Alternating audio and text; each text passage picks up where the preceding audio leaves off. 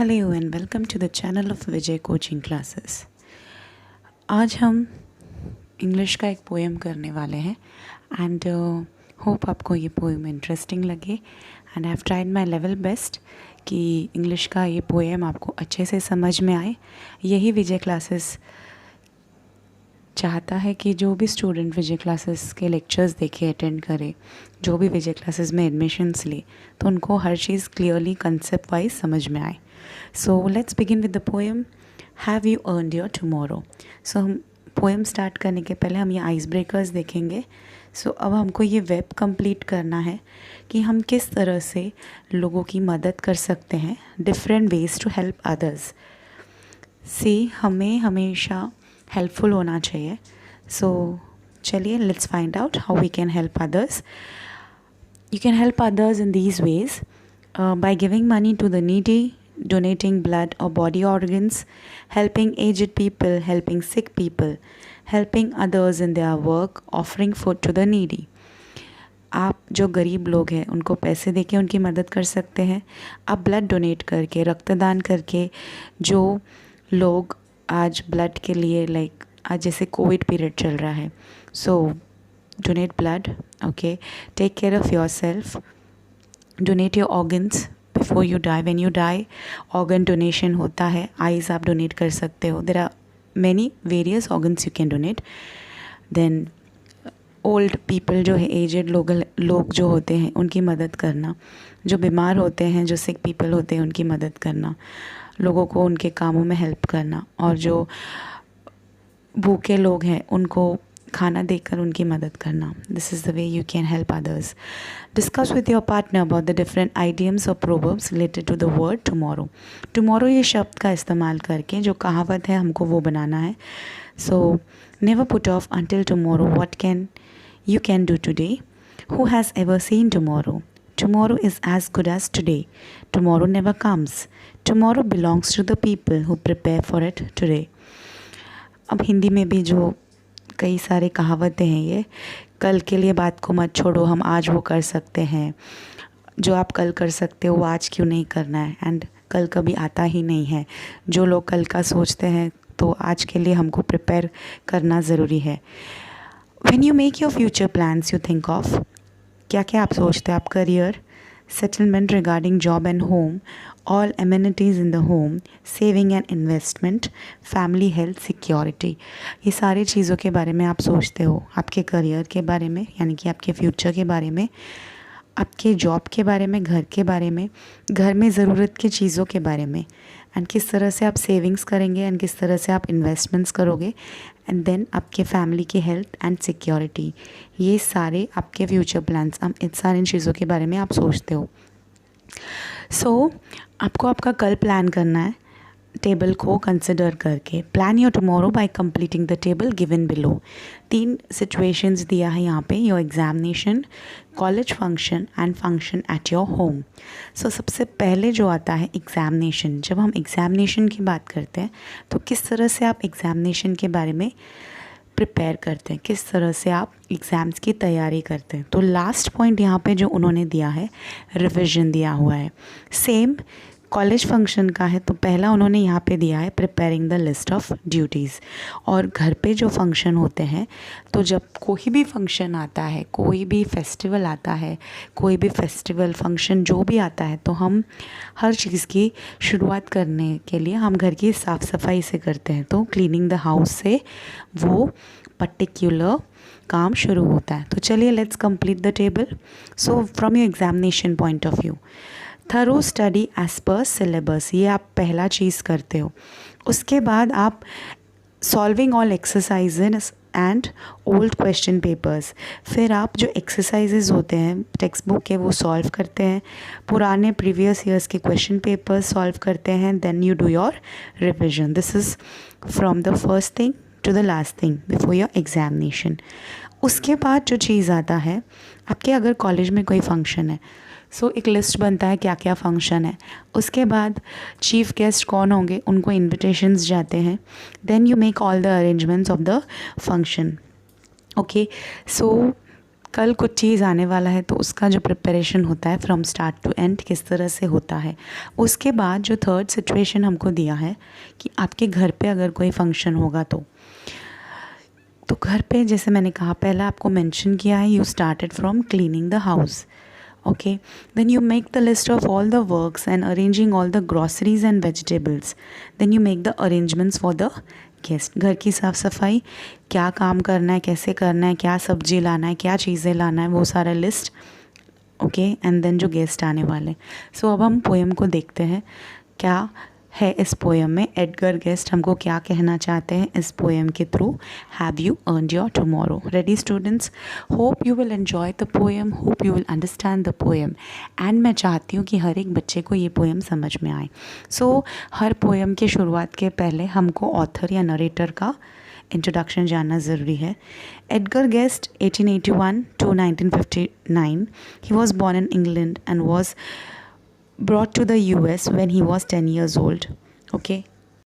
Edgar guest है, उनका जो जन्म हुआ था इंग्लैंड में हुआ था एंड वो यूएस में आए थे, यूनाइटेड स्टेट्स में, जब वो 10 साल के थे।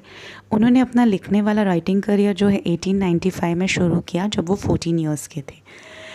एडगर गेस्ट का जो टोपन नाम है या पेन नेम है दैट इज़ पीपल्स पोएट, क्योंकि वो लोगों के लिए पोएम लिखते हैं, लोगों को जो पसंद आता है। उनका स्टाइल जो है पॉजिटिव है, राइटिंग पॉजिटिव है। Okay, so he is an American writer जो न्यूज़पेपर मैगजीन्स में लिखते हैं। सो ही इज़ एन इंस्पिरेशनल, जो ये पोएम है इंस्पिरेशनल राइटर होने की वजह से, तो ये एक इंस्पिरेशनल पोएट है जो इंस्पिरेशन देता है, मोटिवेशन देता है। ओके, जो एक मोटिवेशन दे रहा है। यहाँ पे अब ये पोएम में हमको क्या बताया जा रहा है। This is an inspirational poem. In this poem, the speaker is asking the readers whether they have done anything to improve the life of another human being or not. It is up to you whether you will have a better future or not.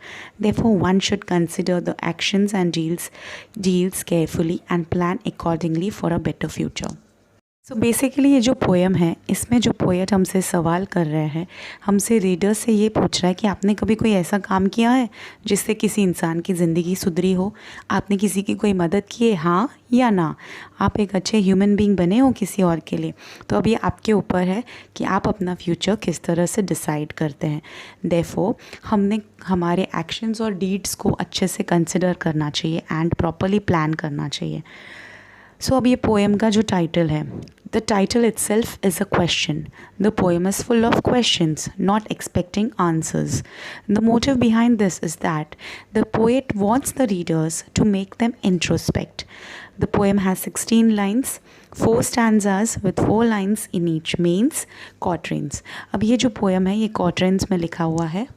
सो यहाँ पे ये question and answer के through, like there are lots of questions, have you करके ये poem है। So it's not expecting an answer but it is wanting you to introspect yourself. ये poem एक ऐसा पोएम है जो चाहता है कि आप खुद के और गौर करें, आपने क्या किया है, कैसे क्या करना चाहिए। ओके, ये पोएम में 16 लाइन है, 4 स्टैंजाज है, हर स्टैंजा में 4 लाइन है। तो ऐसा जो पोएम होता है that is known as quatrains. So अब ये पोएम का जो थीम है, in this poem the poet focuses on the importance of human relationship. The poet tells the readers to be good and kind to others. We are always valued by others. Our relationships influence others. Our communication with others, motivation, behavior can make others happy. Our behavior should be beneficial to others. It should improve others' lives. सो ये poem हमको ये कहता है कि poet कहता है हम focus करें, जो हमारे रिलेशनशिप्स है, इंसानियत है, वो मरना नहीं चाहिए। वो रीडर से कहते हैं कि आप अच्छे से बिहेव करें, काइंड रहे, प्यार से रहे सबके साथ, दूसरों को वैल्यू करें। तो आप अगर अच्छे से रहेंगे तो लोग आपके साथ अच्छे रहेंगे। आपका जो लोगों के साथ स्वभाव है, बातचीत करने का ढंग है, आपका जो बिहेवियर है, किसी को अगर खुशी देता होगा तो that is definitely going to count in some way the other. So आपका जो बिहेवियर है वो दूसरों के लिए हेल्पफुल होना चाहिए, बेनिफिशियल होना चाहिए एंड किसी न किसी की ज़िंदगी सुधरनी चाहिए, ना कि बिगड़नी चाहिए। So let's look at the poem stanza wise now. Stanza number 1. Is anybody happier because you passed his way? Does anyone remember that you spoke to him today? This day is almost over and its toiling time is through. Is there anyone to utter now a kindly word of you? अब ये जो poem है, क्या कोई खुश है क्योंकि आप उसके पास से गुजरे हो? क्या कोई याद करता है आपको कि आपने किसी के साथ कुछ अच्छे बोल बोले हो?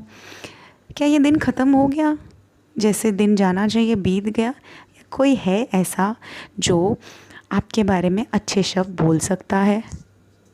यहाँ पे बेसिकली यही है कि दिन ऑलमोस्ट ख़त्म हो चुका है, आपने टाइम फिज़िकली हार्ड वर्क करने में बिता दिया है, ओके।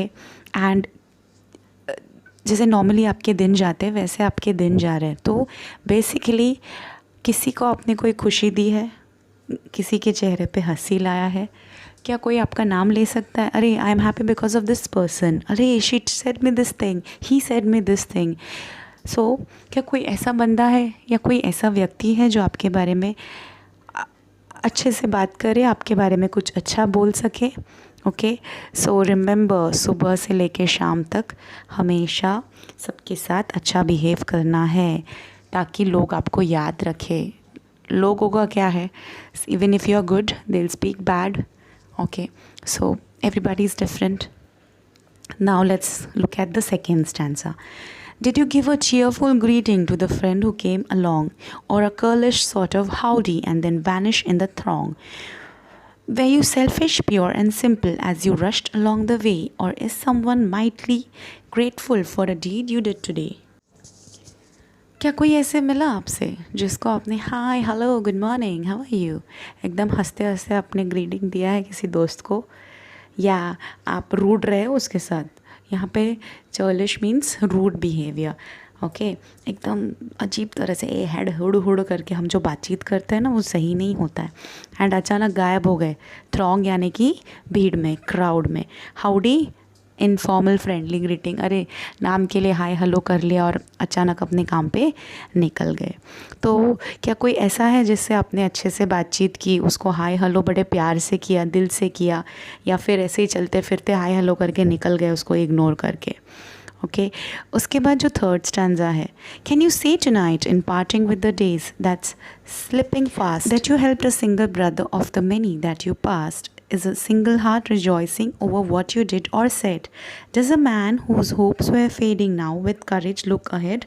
अब बेसिकली ये जो है, जैसे दिन जा रहे हैं, सब समय फटाफट जा रहा है, क्या कोई ऐसा व्यक्ति जिसको आपने मदद की हो, हेल्प की हो? हर व्यक्ति जो आपसे, आपके आसपास से गुजरा हो, आपने क्या हेल्प किया है किसी को? या कोई भी ऐसा दिल है जो जिसको खुशी मिली है आपके कुछ कहने से या कुछ करने से, या जिसके ज़िंदगी में निराशा आ गया था, जो बहुत डिमोटिवेट हो गया था, जिसके होप्स फेड हो चुके थे? क्या आपने उसकी हिम्मत बढ़ाई, उसको मोटिवेट किया, नेगेटिविटी से उसको पॉजिटिविटी की ओर ले जाने के लिए? सी स्टूडेंट्स, अभी हम जो पोएम देख रहे हैं बहुत ही इंस्पिरेशन दे रहा है, एंड डेफिनेटली इसीलिए ये टाइटल है have you earned your tomorrow. अभी आप अच्छे डीड्स करोगे तो definitely it's going to count in the God's records. So जो नेक्स्ट स्टैंजा है, the fourth stanza, did you waste the day or lose it? Was it well or sorely spent? Did you leave a trail of kindness or a scar of discontent?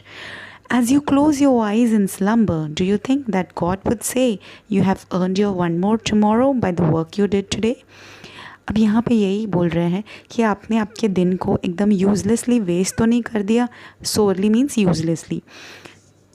And क्या आपने आपके कुछ act से कुछ अच्छी deeds किए, किसी के साथ काइंड रह के आपने, या किसी के चेहरे पे निराशा लेके आ गए आप आपकी हरकतों से, या किसी को ज़ख्म दे दिया?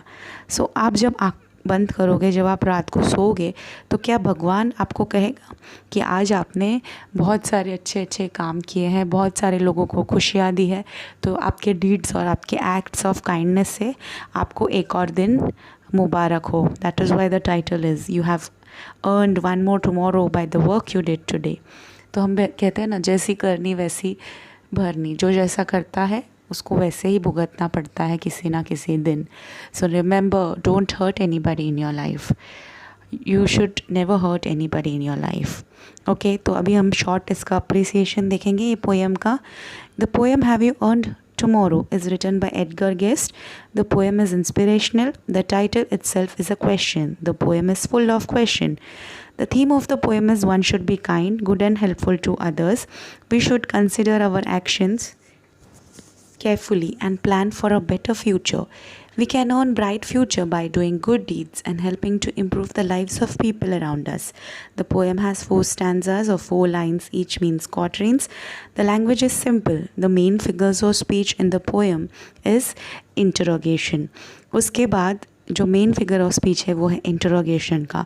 उसके अलावा जो दूसरे फिगर्स ऑफ स्पीच हमको देखने के लिए मिलते हैं वो है एलिट्रेशन एंड एंटीथीसिस. जो ये पोएम का राइम स्कीम है AABB CCAA DDEEFFAA respectively. So students, ये बहुत ही इंटरेस्टिंग पोएम था, have you earned your tomorrow. इसी तरह से I will just be explaining all the different poems and please subscribe to Vijay commerce classes channel. Like subscribe कीजिए channel को ताकि आप विजय क्लासेस के more and more video updates देख सकते हैं. नोटिफिकेशंस आपको मिल सकता है. Please spread to your friends if you understand this poem very well.